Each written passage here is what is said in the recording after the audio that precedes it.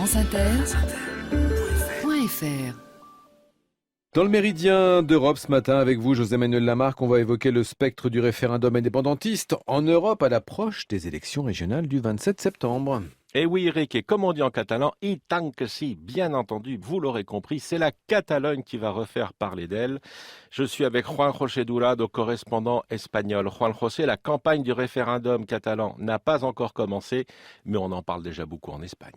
Effectivement, la campagne va commencer dans quelques jours, mais on est en campagne, si on peut dire, depuis plusieurs mois. Et là, on arrive vraiment au cœur du débat sur les élections du 27 septembre, sur l'indépendance ou pas de la Catalogne. On sait qu'il y a d'un côté une liste unitaire qui est dirigée par l'actuel président du gouvernement catalan, et en face, vous avez les deux grands partis nationaux, le Parti populaire, le Parti socialiste, contre le fait qu'il y ait une indépendance forcément de la Catalogne, et puis des petits partis qui sont au milieu comme Podemos, qui sont dans des situations très compliquées parce que le fait de demander ouvertement l'indépendance va leur aliéner des voix au niveau national. Ils demandent plutôt le droit à décider, ce fameux référendum qui avait été interdit par les tribunaux constitutionnels espagnols. Ce que l'on note en Espagne, par rapport au souhait d'indépendance des Catalans, c'est toute l'Espagne qui est vent debout contre, y compris la gauche espagnole.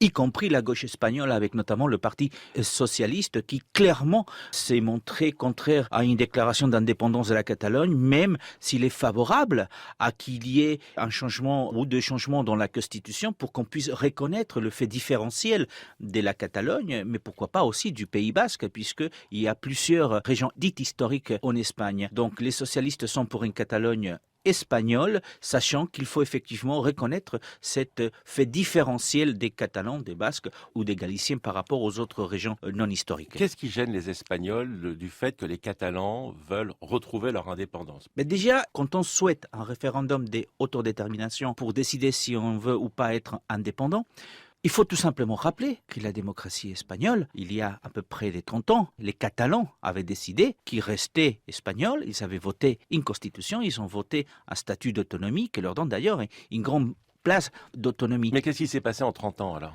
Ce qui s'est passé en 30 ans, alors effectivement, la Catalogne a eu une grande autonomie, c'est l'une des régions européennes avec la plus grande autonomie, leur propre police, leur propre gouvernement, leurs propres institutions.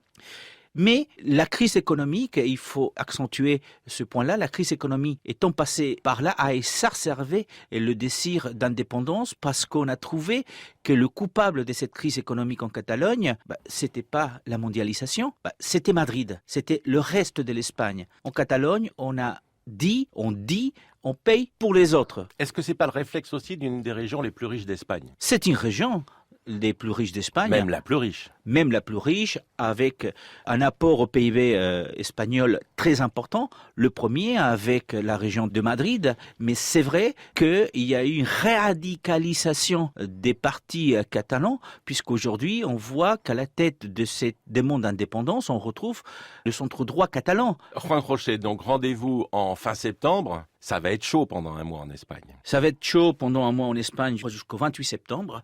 Mais le résultat catalan va déterminer aussi les élections générales. Les élections générales dont Mariano Rajoy, le Premier ministre, a annoncé qu'elles se dérouleraient en décembre. Effectivement, et rien n'est écrit de ce qui peut se passer. C'est la situation de la Catalogne le 28 septembre qui va déterminer le sens du vote des millions d'Espagnols lors des élections générales.